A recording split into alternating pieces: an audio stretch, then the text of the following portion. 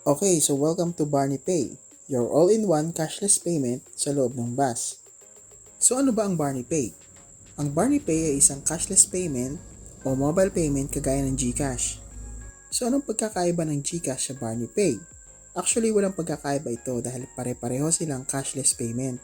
Mas kumpleto lang ang Barney Pay dahil sa bukod na may GCash na ito, pwede ring magbayad ang passenger natin gamit ang mga sumusunod: credit card at debit card, gaya ng Visa and Mastercard. Kasama rin ang GCash dyan, GrabPay, Paymaya o Maya, BPI at Union Bank.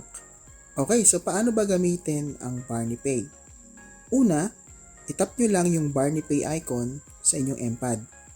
And then may lalabas na QR code. So ang gagawin ninyo, ipapa-scan nyo lang sa passenger ang QR code na ito, or pwede silang magpunta sa Google Chrome at itype nila ang bit.ly/BarneyPay.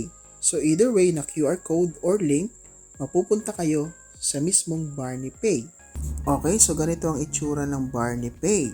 So ang gagawin lamang ng passenger natin, itatype lamang nila ang bus number dito sa baba, no? For example ay 55245 and i-click nila ang Pay Now button.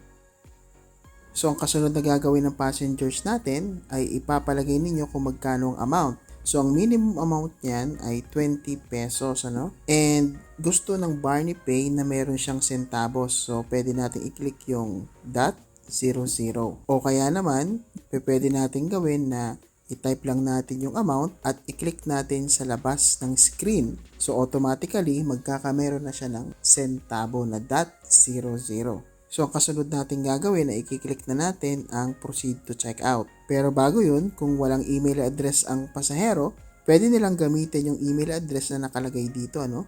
Which is pay@barneyautolines.com.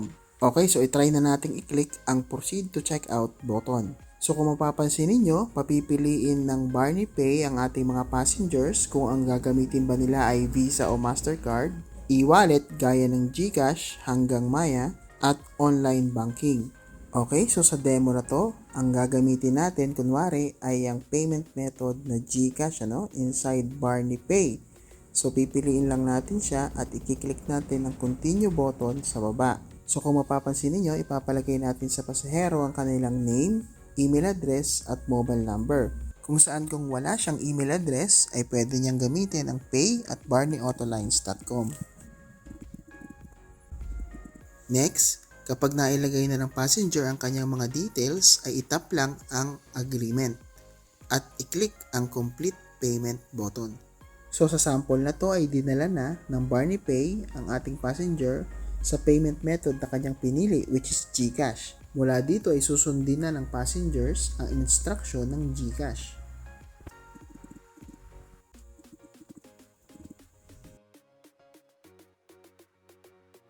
Okay? So kung mapapansin ninyo ay tapos nang magbayad si passenger gamit ang GCash. At ito yung huling page or verification page na makikita natin. Kapag ni-scroll nyo sa may parting baba ay makikita ninyo ang confirmation message.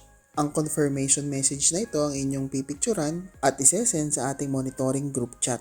So lastly, isusulat natin sa data ang mga sumusunod na detalye para sa ating auditing ng Barney Pay.